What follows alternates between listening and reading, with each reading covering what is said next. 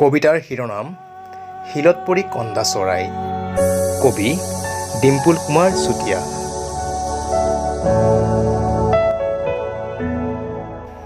গছৰ আগপাতত সপোনৰ ৰং, নৈৰ দুটা পাৰত হাঁহি আৰু প্ৰাপ্তিৰ অৱলোকন, ঔটেঙাৰ ডালত ৰাগ ভৈৰৱী, কলা জামু জিভা নীলা কৰাৰ ৰঙত আত্মবিভোৰ, দুপৰৰ কথকতাই জীপাল কৰা এটা সাধু, নতুন উপমা নতুন শূন্যতা, এটা শামুক আৰু এটা শামুক, গতি অশ্ব নতুবা হিংস্ৰতাৰ নমনীয় লক্ষ্য।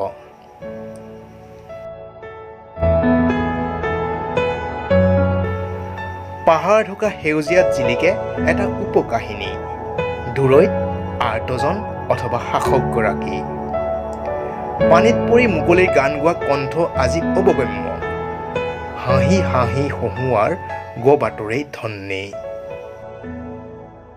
কোনো দাপন নহয় প্ৰতিবিম্ব, চামনি পৰা কপাল নহয় ভাগ্য, আহিব পৰা যাব পৰা গতি নহয় যাত্ৰা, তেওঁ বুলি ক'বলৈ কোনো নহয় আপোন।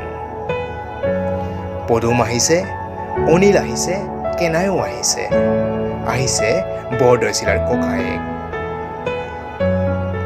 শুনিছনে শুনিব পাৰিছ, মাতিছে নে হাঁহিছে নে দেখিছ, শিলত পৰি কন্দা চৰাই।